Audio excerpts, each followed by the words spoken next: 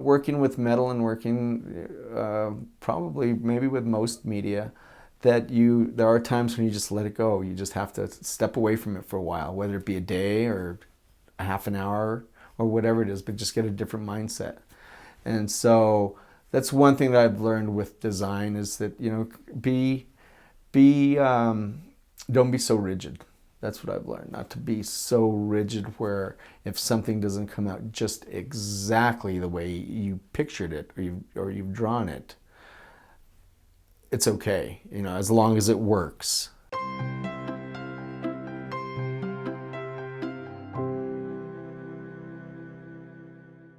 This episode of Beyond the Gallery is brought to you by Great Southwest, located in Colorado Springs, Colorado.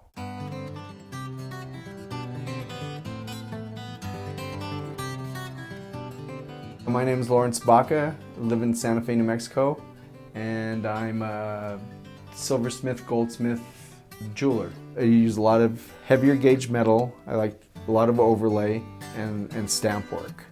And I do a lot of texturing too on my metal. I don't really like it shiny. I like it textured in different ways.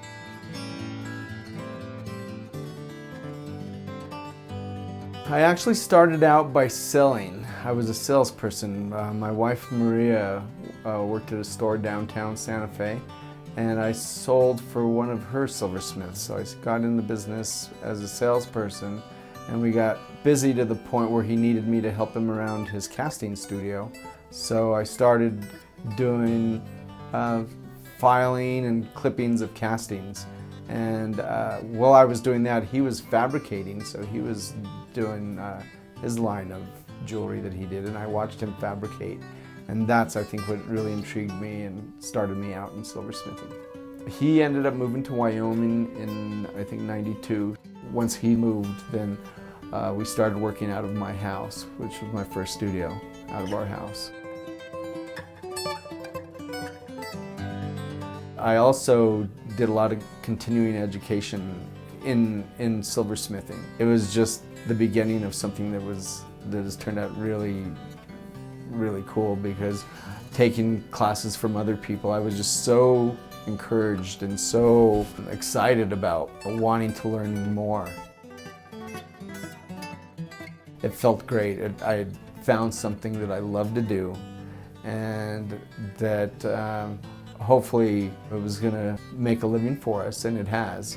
I didn't know that I was going to stick with it back then, but I had no intention of doing anything else at the time. That was just the very beginning of just this wonderful 20 years.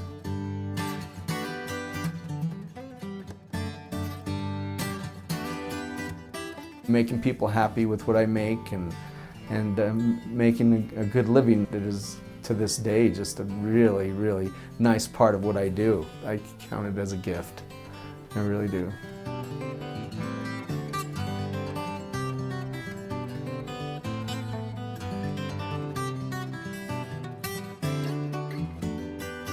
I'm most inspired by being in Santa Fe.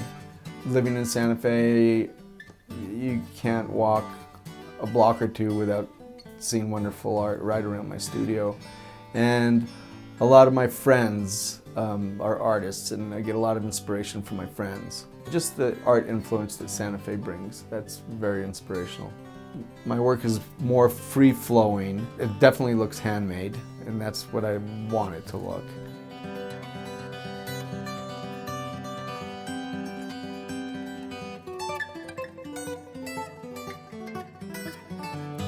Looking outside and looking at that fence there, I could see these patterns, and that is art to me. So a lot of the inspiration that I get, we were talking about inspiration earlier, is driving down the road, and I might see an old tree, and that old tree all of a sudden turns into a cross, because I've taken what I'm getting out of that old tree and applying it to what I know how to do.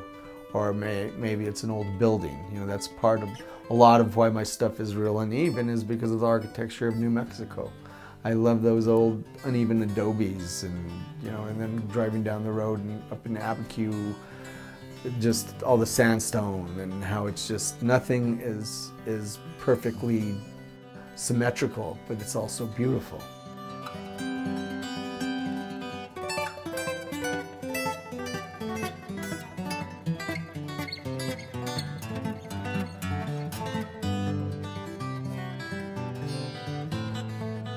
I feel very lucky doing what I'm doing with my artwork because it's not just producing the piece or selling the piece, but it actually brings a lot of comfort and solitude to me. It brings sanctuary also. I feel very comfortable and at ease when I'm working.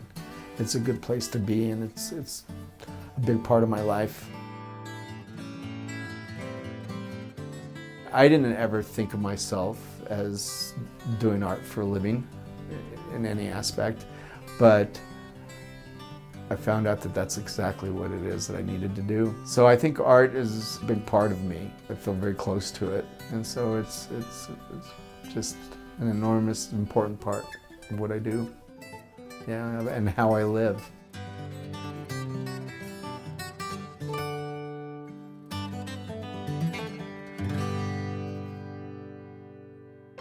This episode of Beyond the Gallery is brought to you by Great Southwest, located in Colorado Springs, Colorado.